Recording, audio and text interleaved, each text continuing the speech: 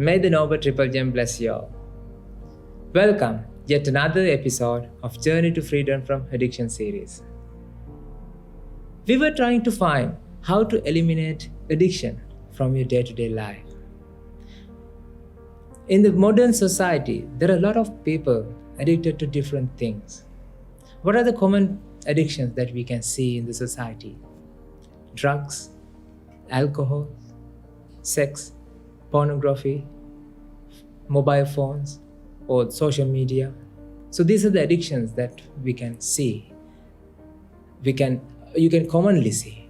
But the thing is, literally, each and every living being in this world, they are addicted to many things, ladies and gentlemen. Even you might be an addict as well. But the thing is, we don't know that we are addicted. For example, when you spend your life throughout when you spend your day in and day out, what do? You wanted to check your phone, right? You always check the notification of your phone, and you don't know that you're addicted. The thing is, you cannot live a normal life without the phone, don't you? That's why you always want to check the phone again and again. I mean, you're not checking the phone because of the purpose, because of that you are waiting for someone's message or reply. But the thing is, like you usually check the phone. And whenever we were young, most of the kids, they have a habit of opening the fridge time to time. When you go near the kitchen, you always open the fridge. I mean, you don't need to open the fridge.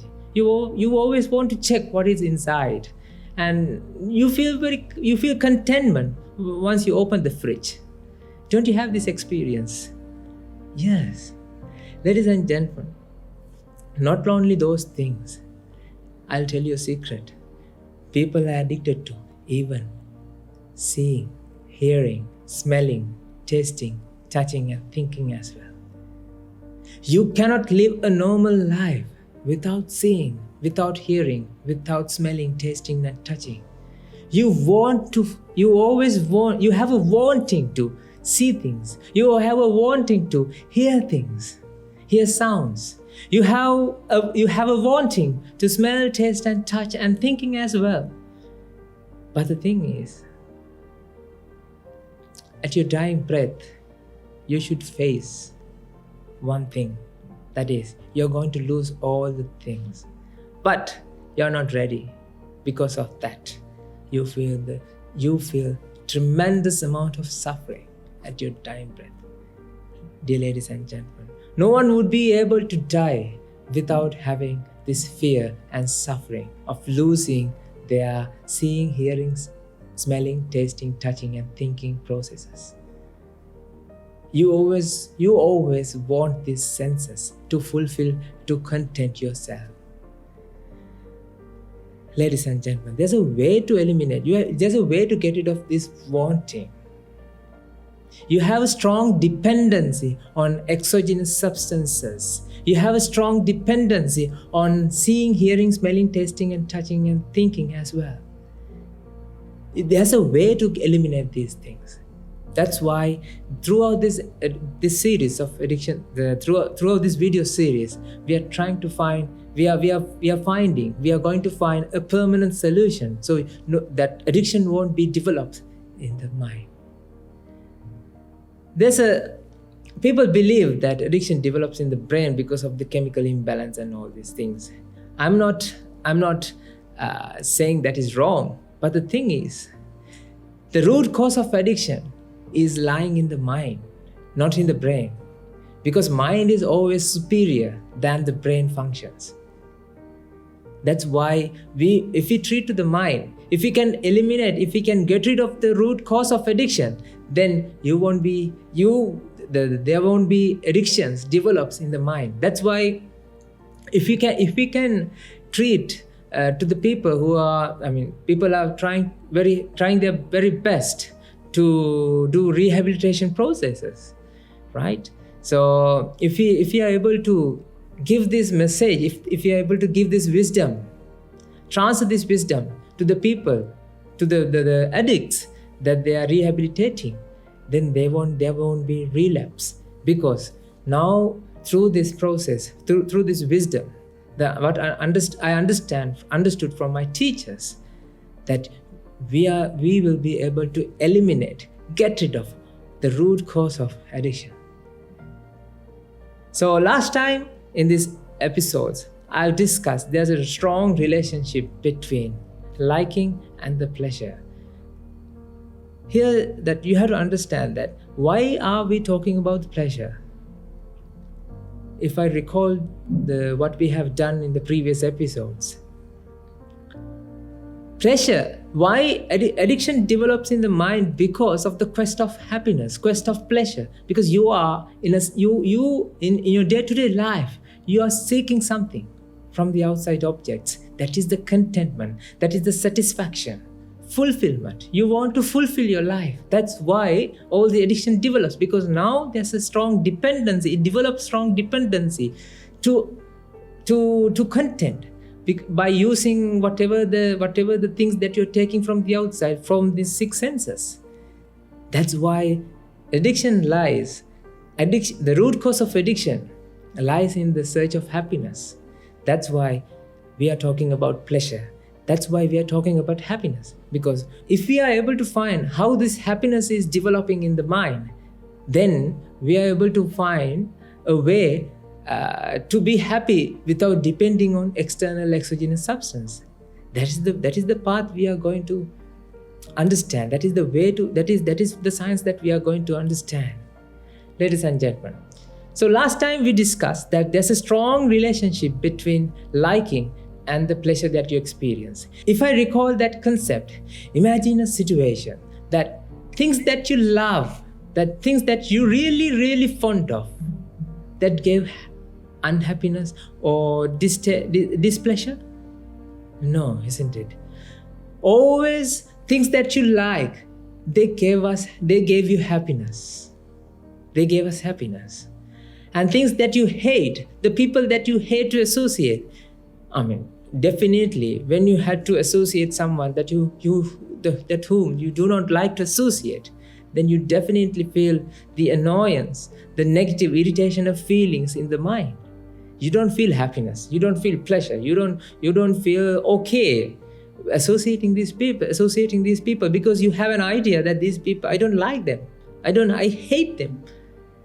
Ladies and gentlemen, this is the interesting point. Happiness that you experience always depends on whether you like it or not. Here, what you have to clearly understand this: even though you like it, if it does not meet your expectation, then you don't feel happiness.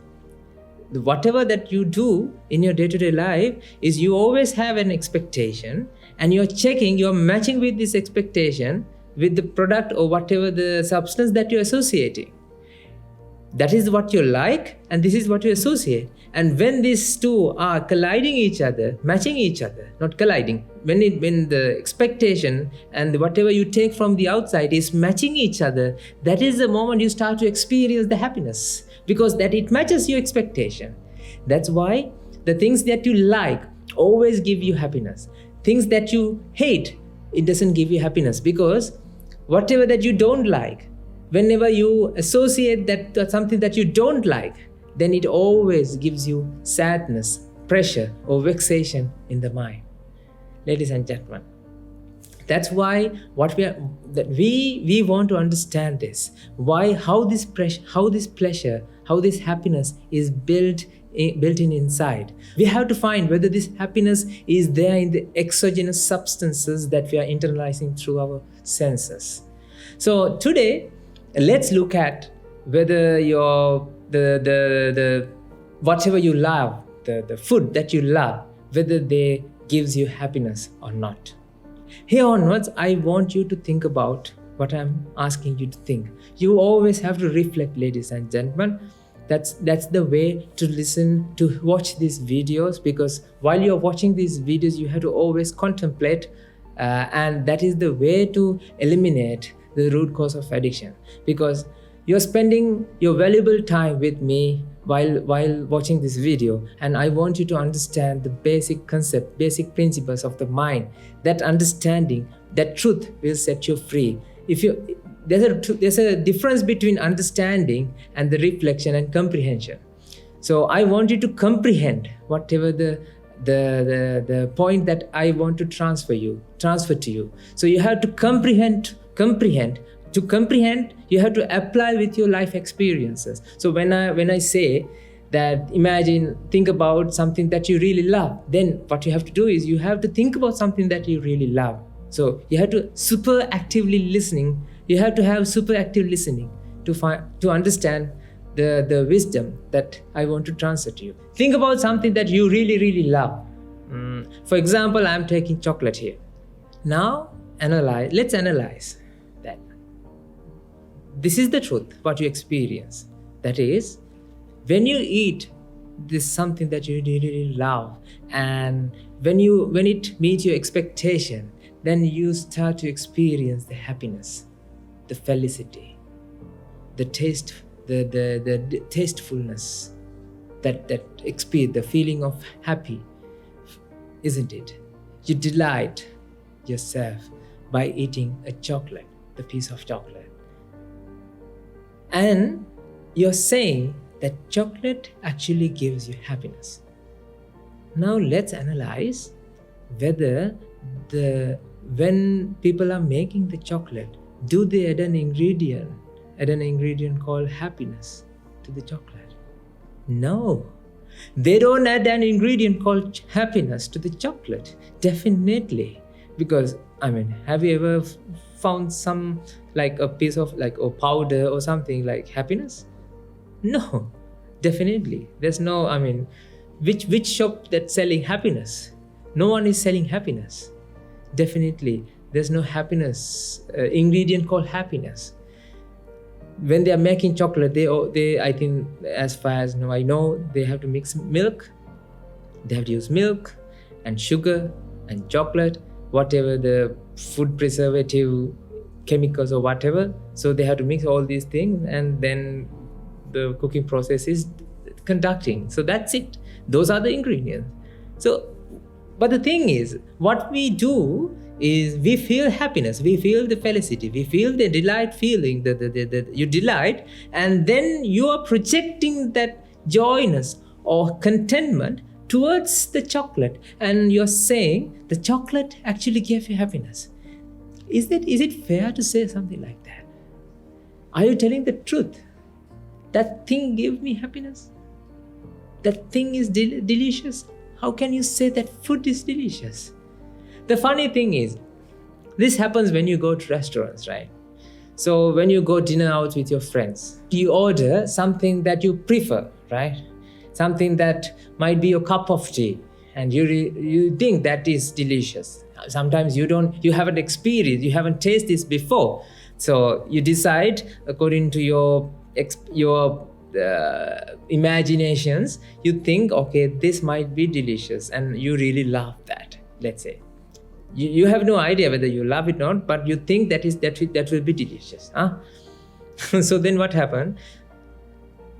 There's a saying that different strokes for different folks, right? So definitely your friends are going to order completely different dishes. And then the battle begins. When the waiter brings the dishes, then while you are eating, now you're checking the friend's dish, and you get the feeling, oh, that might be delicious than this one. Then what happened? Now you're asking an interesting question from your friend. Hey, shall I taste a little bit from your dish? And then your friend, yes, of course you can taste it, yes. You know what your friend is doing as well? He asked from you, can I have a taste as well? Why not? Then you both are sharing your dishes just for a bite. You know why? Because you think that one might be delicious as well. Ladies and gentlemen, let's go to the kitchen, where all these dishes were made. Let's go and ask from the chef, what did you add to the cuisine, the dish A, which is what you are eating? He will say, I add this and that and all this list of ingredients. And he didn't add any pleasure. Of course, he didn't add any pleasure. And then let's ask from him, okay, what did you add for the dish B that your friend is eating? He will say, I add this and this and all these ingredients, onion and salt or whatever. And then definitely he didn't add any pleasure or delight or happiness as an ingredient to that dish. So that means these two dishes doesn't contain contentment, doesn't contain fulfillment, doesn't contain happiness. But the thing is, when you are eating, you always project the pleasure that you experience, the happiness that you experience, that is coming from that dish. Ladies and gentlemen, this is ignorance in the mind. You don't know how this pleasure is generating because of that lack of understanding that how this pleasure is generating. Then you project that pleasure is coming from that dish. Then all the defilements begins. Now you are attaching. You developed a dependency on that substance or dish, whatever the food that you are eating. That is the root cause of addiction. That is how habits are forming. That is how habits are forming. When you check the habit forming cycle, as we discussed in the second video, as far as I remember, because of the craving, because of the environment, that craving happens. And I mentioned there's a secret component, that is the point of view or the perspective. The perspective towards the happiness, that you have an idea that thing is giving you pleasure, and because of that now there's a dependency on you taking that substance, internalizing that substance to your world.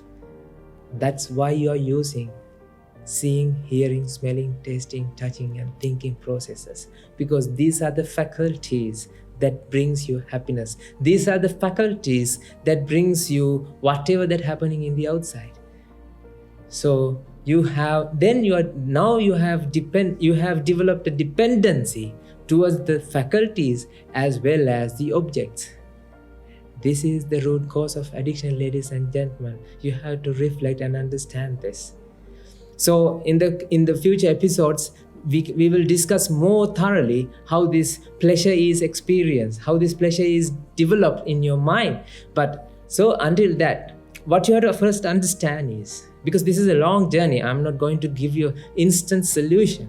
So what we are doing is actually type of meditation that Buddha has discussed. This is the discussion or the listening. This is some sort of meditation that purify your mind. This is one of the way to eradicate the ignorance from your mind. So what we are doing is the right thing that Buddha has asked us to do. That's why we are using this Buddhist philosophy, the root principles in the Buddhist textbooks, to understand what's actually happening with us. That understanding, that truth will set you free, ladies and gentlemen. Because as Buddha said, tanhaya jayati soko, tanhaya jayati payang, tanhaya vipamuttassa, natti soko kuto bayang. Cravings, from the craving, the suffering arises. From the craving, fear arises. When there's no craving, there's no suffering. How fear? Ladies and gentlemen, this is the way to eliminate all the mental vexation, mental pressure that you experience towards the substances. Because when you want something, when you have a strong dependency, then you always want to experience that thing again and again. That is the addiction. If addiction means you cannot live a normal life without internalizing the particular substance. So then we call that you have a strong addiction. ladies and gentlemen.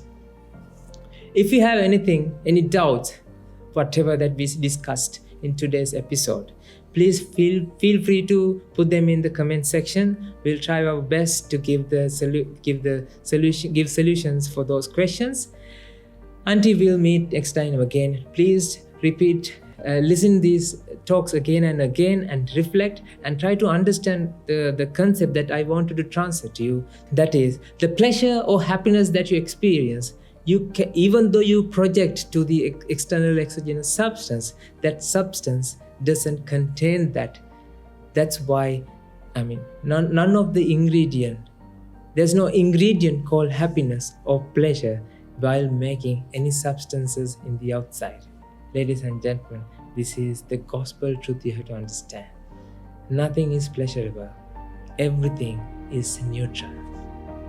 This truth will set you free. See you in the next episode of Journey to Freedom from Addiction, to brighten up your life.